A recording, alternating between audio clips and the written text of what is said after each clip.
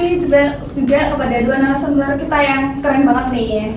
Sudah meluangkan waktunya untuk hadir di sini untuk bergabung dalam diskusi kita hari ini. Nah, semoga teman-teman di sini dalam keadaan yang sehat dan juga penuh semangat.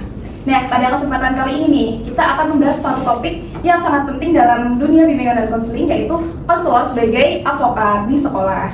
Nah, mungkin selama ini sebagian dari kita masih berpikir ya, atau memiliki pandangan bahwa konselor di sekolah itu hanya bertugas untuk menangani siswa yang bermasalah saja, atau sekadar menjadi tempat curhat ketika kita memiliki suatu permasalahan atau memiliki kesulitan seperti itu.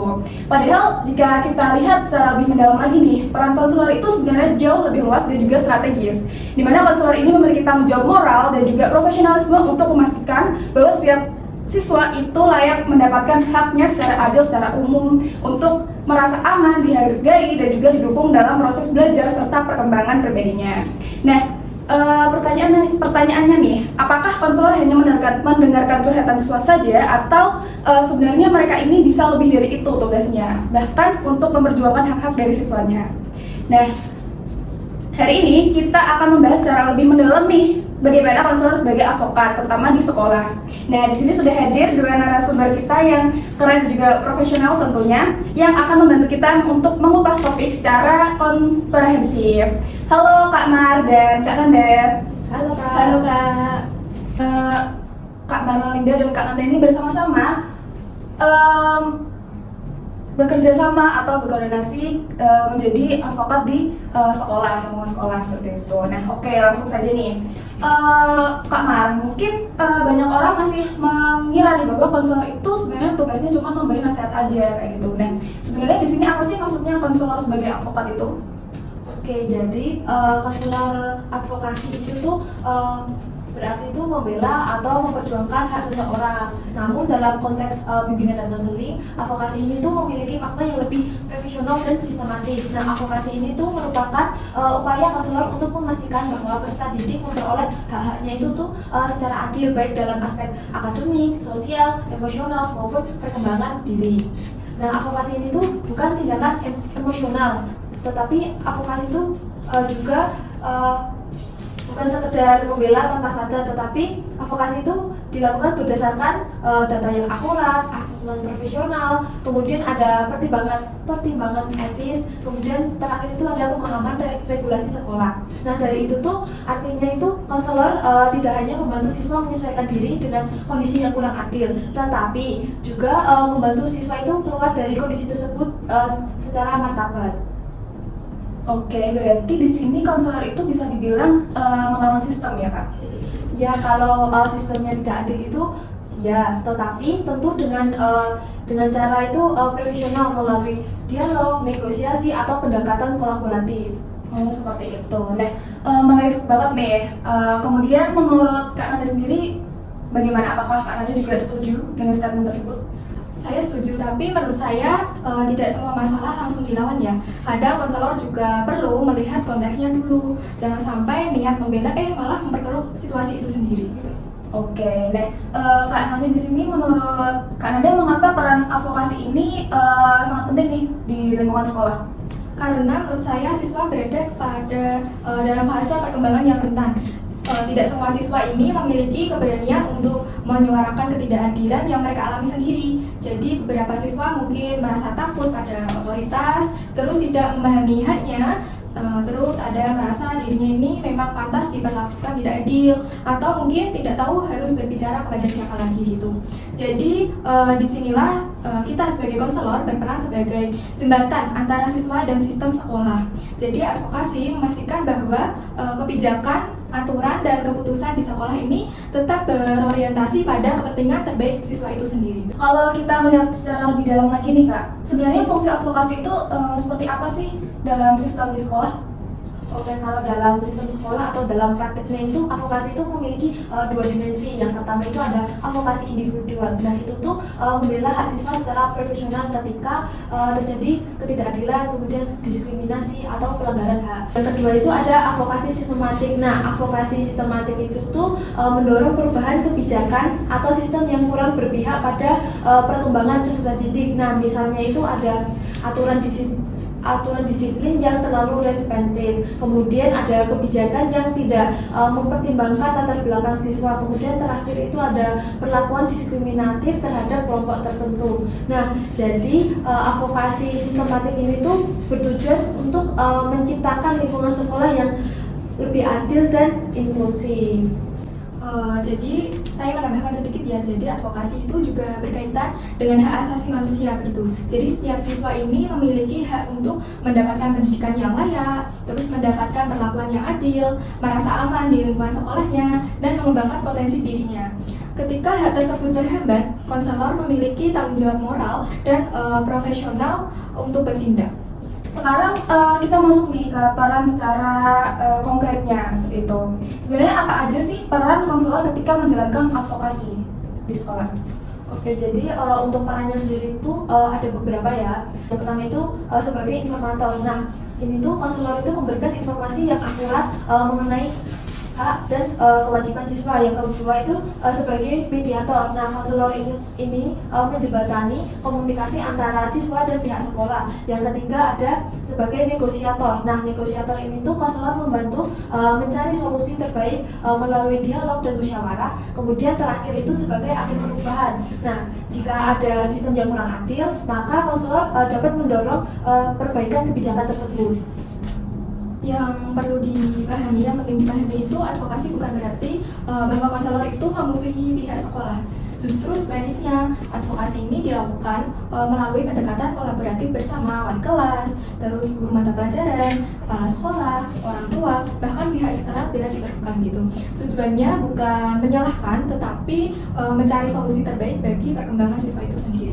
Mungkin dalam praktiknya nih, bagaimana sih teknik advokasi yang dilakukan kakak-kakak sebagai konselor di sekolah?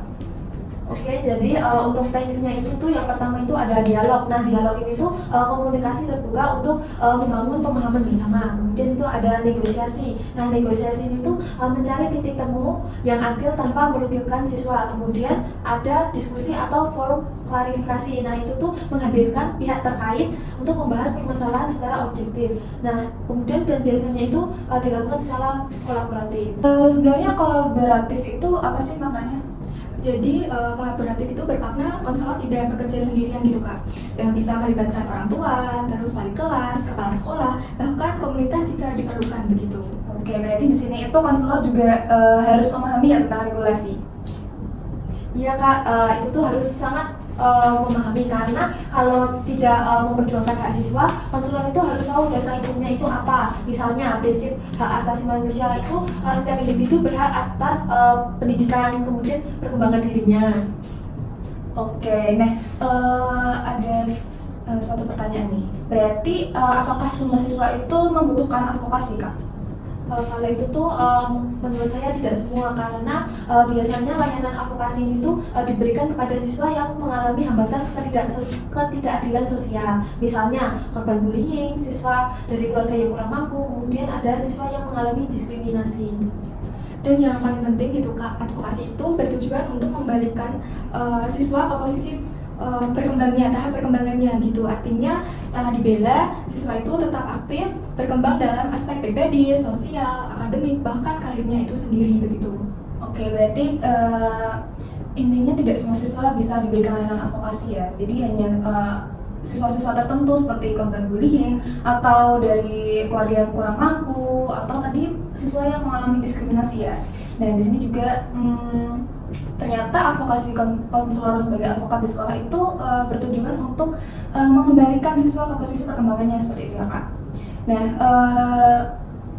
coba kita bisa ambil contoh secara konkretnya. Misalnya nih di sebuah sekolah ada siswa yang sering terlambat datang ke sekolah karena harus membantu orang tuanya berjualan di pagi hari, seperti misalnya berjualan kue di pasar pagi-pagi seperti itu. Nah, kemudian sekolah ini memberikan sanksi keras kepada siswa yang terlambat tersebut dan hampir mengeluarkan siswa itu karena sering terlambat, jadi mengikuti pelajarannya itu dia tidak full seperti itu. Jadi dari sekolah itu memberikan sanksi dan ingin mengeluarkan siswa tersebut. Nah, menurut kakak di sini nih, konselor di sini tuh harus bagaimana? Oke, kalau menurut saya ya Kak, konselor itu harus turun tangan. Nah, ini tuh bukan sekedar pelanggaran disiplin, tetapi ada faktor sosial ekonominya. Nah, konselor ini tuh bisa melakukan advokasi dengan menggali informasi yang lengkap, kemudian berdialog dengan wali kelasnya. Selanjutnya ada negosiasi dengan pihak sekolah, kemudian bisa mencari solusi alternatif. Oke, jadi di sini bukan cuman kita sebagai konselor bilang ke siswa, kamu harus lebih disiplin lagi atau kamu telat terus tiap hari gitu. Seperti itu Kak. Ya Kak, betul sekali karena kalau hanya menyuruh menyesuaikan diri tanpa melihat konteksnya itu tuh bukan advokasi Kak. Oke, kalau menurut Kak Nani sendiri bagaimana Kak? Saya sepakat dari konselor Marinda, yaitu konselor itu harus membela, tapi juga perlu memastikan bahwa siswa itu bertanggung jawab. Misalnya membuat komitmen perbaikan diri begitu. Jadi advokasi ini bukan berarti membenarkan semua perilaku siswa, tetapi memastikan keadilan tetap berjalan begitu. Oke. Kemudian saya juga setuju soal tanggung jawab, tetapi jangan sampai tanggung jawab itu tuh hanya dibebankan ke siswa, sementara sistem itu tidak mau fleksibel. Ya, maknanya di sini jadi peran negosiasi ini penting ya Kak, supaya keadilan ini tetap berjalan dalam dua arah begitu. Jadi di sini kita bisa melihat bahwa advokasi itu bukan sekedar membela siswa secara emosional saja gitu, tetapi sebagai konselor juga perlu nih memastikan keadilan siswa tetap berjalan baik maupun di dalam lingkungan sekolah gitu. Nah, sebenarnya contoh kasus tadi itu membawa kita ke isu yang lebih luas lagi nih, yaitu tentang kebijakan disiplin di sekolah seperti itu. Nah, bagaimana jika semisal nih ada siswa yang langsung mendapatkan hukuman yang berat dari sekolah tanpa mempertimbangkan kembali latar belakang dari siswanya, seperti itu. Oke, jadi konselor itu perlu melakukan asesmen terlebih dahulu. Misalnya bisa siswa itu mengalami masalah keluarga, kemudian mengalami tekanan mental, kemudian ada juga yang mengalami kesulitan belajar. Nah, jadi advokasi ini tuh memberikan pertimbangan profesional agar keputusan tentang mendidik itu bukan sekedar menghukum.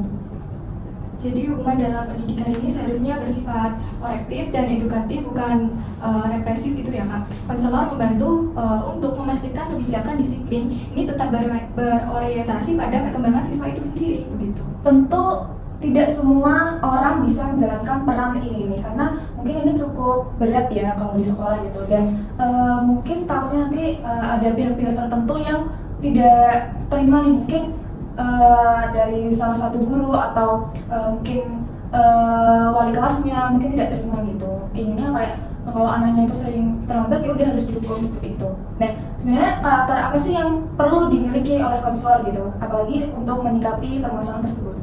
Oke, jadi untuk karakternya sendiri itu yang pertama itu harus memiliki empati yang tinggi, kemudian ada keberanian moral, kemudian ada stabilitas emosi, kemudian terakhir itu ada kemampuan komunikasi yang efektif. Jadi selain itu, konselor tuh harus memahami regulasi pendidikan dan kode etik profesi gitu Kak.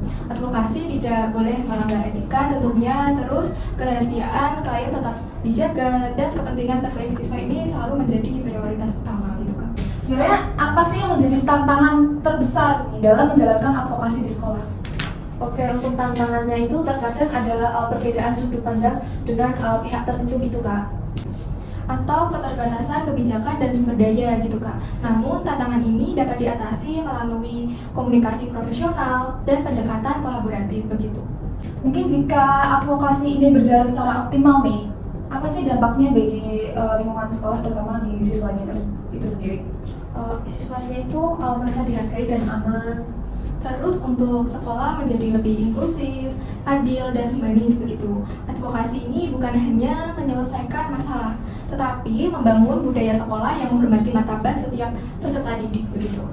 Oke, keren banget nih Kak pembahasan kita hari ini gitu. Kita udah diskusi panjang lebar dari awal sampai akhir gitu. Jadi dapat saya tangkap nih dari hasil diskusi kita hari ini, kita di sini sama-sama belajar bahwa konselor ini sebenarnya bukan hanya sebagai pendengar permasalahan konseling saja gitu, tetapi konselor itu memiliki tugas lebih dari itu, seperti pelindung hak-hak siswa, kemudian sebagai mediator keadilan, dan juga sebagai penggerak perubahan sistem di sekolah seperti itu. Dan juga advokasi ini menjadikan peran konselor semakin strategis dalam menciptakan pendidikan yang lebih bermartabat lagi nih. Gitu. Nah mungkin pembahasan kita panjang banget ya, dan benar-benar menjadi insight baru bagi kita semua tentang ternyata konselor ini tidak hanya sebagai pendengar saja loh ternyata, tapi memiliki tugas gede gitu. Nah saya ucapkan terima kasih banyak kepada Kak Nanda dan juga Kak Walinda karena telah diskusi panjang lebar nih, banyak banget informasi yang mungkin kita juga baru tahu gitu dari informasi yang telah disampaikan tadi kayak gitu. Nah, diskusi kita sangat mendalam dan juga inspiratif nih. Nah, semoga pembahasan kita hari ini dapat membuka wawasan lebih dalam lagi bahwa sebenarnya konselor ini memiliki peran besar sebagai advokasi di sekolah. Oke, nah mungkin cukup itu, kita berjumpa lagi di episode berikutnya. Terima kasih sudah mendengarkan.